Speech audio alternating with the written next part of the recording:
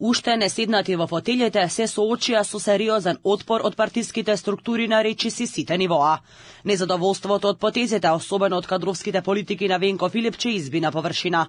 СДСМ наместо најавената стабилизација се соочува со внатрешни поделби и тензии. За кратко време, од терен пристигнаа оставки од функционери кои на последните локални избори беа директно вклучени во трката. Еден како редок победник, другиот како кандидат што ја носеше партиската кампања до крај.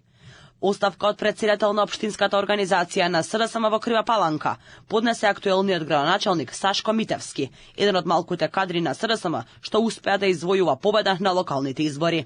Во оставката адресирана до партискиот врв, Митевски, пренесуваат медиумите, наведува дека одлуката е неотповиклива и дека воден од вредностите што партијата ги застапува, ваквиот чекор го смета за најкоректен. Ова е веќе втора оставка по изборот на новото раководство.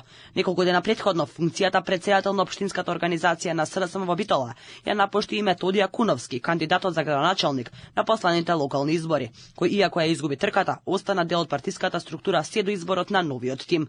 Алфа побара коментар од партиската портпаролка, но Богданка Кузевска само рече дека треба да ги провери овие информации. До почетокот на вестите дополнителниот одговор и објаснување нема. Тензичната атмосфера во меѓувреме се префрли и на централно ниво. Поранешниот градоначалник на Скопје Петро Шилегов јавно го покажа своето незадоволство. Македонското законодавство познава убиство од небрежност, познава и убиство со умисла, но не познава само убиство со умисла, или тешка ви одговорноста, или ви тежи договорот, или си СДСМ, или сите сгарош. Прашањата ти ги поставиме после празниците. Шилегов побари и оставка од Филипче. Реакцијата од лидерот на социјалдемократите не изостана. Венко Филипче преку социјалните мрежи оцени дека станува збор за координиран обид за внесување на немир во партијата. Вчера се обидоe преку еден наш член да нанесат штета на партијата, не мене лично, туку на целата партија и на сите нејзини членови. За помалку од половина час сите медиуми блиски до власта синхронизирано објавија. Тие пронајдоа еден од нас послаб и ги искористија неговите приватни проблеми за одвнатре да внесат немир во нашите редови. Ние го разбираме и нема да се пресметуваме со него, до него е да одлучи која страна ќе ја избере.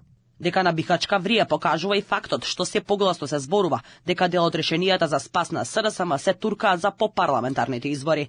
Во партиските кулуари како можен иден фактор се споменува поранешниот подпредседател Игор Ивановски, човек што ги преживеа сите фази во партијата и беше дел од победничкиот тим на Горан Герасимовски во општина Центар. Заедно со поранешниот генерален секретар Андреј Петров, според шпекулации се разгледуваат иницијативи за промена, но дури попарламентарните избори.